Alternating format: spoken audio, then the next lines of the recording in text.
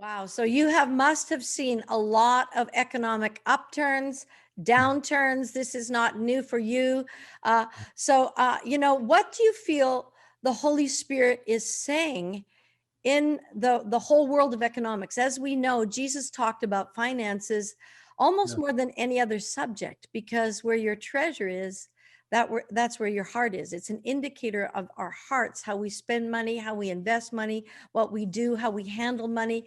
And Jesus himself said that if we can't handle finances, how can we handle true riches, true spiritual riches? So it's such an important topic from the beginning of the Bible. It's critical for discipling cities and nations. And what do you feel the Spirit is saying in this new era in the whole financial kingdom? Yeah, great question, Stacey. I'm positive I don't know all of it, but I would say one of the critical things is I think we've come through an era of relying on ourselves. And we did a lot of things that we thought were best, or we built things and we made decisions. And while we espoused a reliance on God, it wasn't really our source for wisdom, for fruitfulness. We really did it under our own power. And so I believe that we're in a season where we've realized, or we are coming into a realization that man's ways no longer work. And so maybe in goodness, we need to realize how his kingdom works, not just how ours does. And so I think that it really is a time of crossing over where true supernatural wisdom, supernatural favor, supernatural increase is happening because people are listening to and understanding how his kingdom works.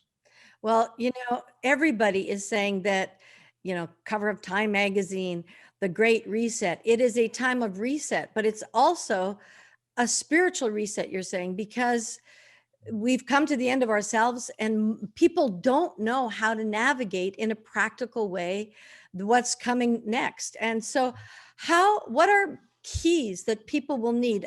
First of all, I think you said the biggest key is not relying on ourselves, but relying on God. Now, how do they do that practically? And how do you do it as a banker, as a person that is, in the entire financial world of people's money, from several states? You're traveling all the time into different states.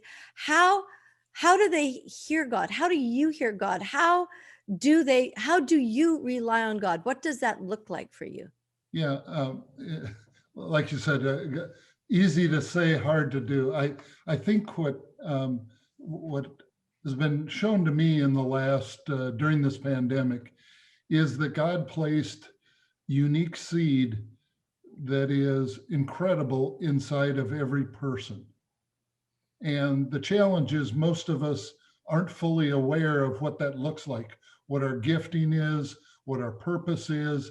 And so one of the things I have learned to do is to pray when I walk into any encounter or meeting and say, Lord, show me the seed that you placed inside of this person and allow your breath to flow through me to trigger to growth those things that you place there.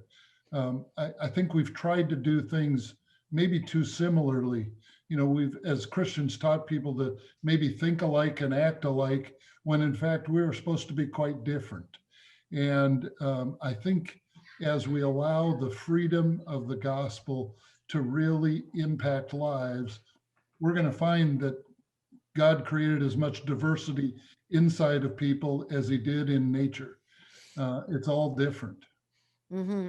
And so what you do, so I'm trying to unpackage this so anybody listening to this program can say, okay, that's what I will do. So as you go to make an economic decision, as you walk into your job, the first thing you do is pray and ask for the wisdom of God.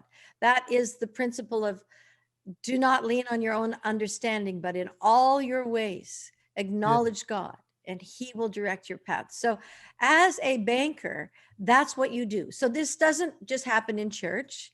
It no, happens Monday to Friday in your workplace. Is that accurate? Yeah, for a long time, I thought it was only on Sunday, but I would say, and it's not an elaborate prayer. It's literally 2 sentences that you just say, Lord, allow your breath to come, allow that to again begin to blow across the seed in this person. And I've witnessed time after time where people begin to recognize something new. It's like a hunger inside them is triggered. And I believe it was placed there by God from the start. We've just not learned to reach for it.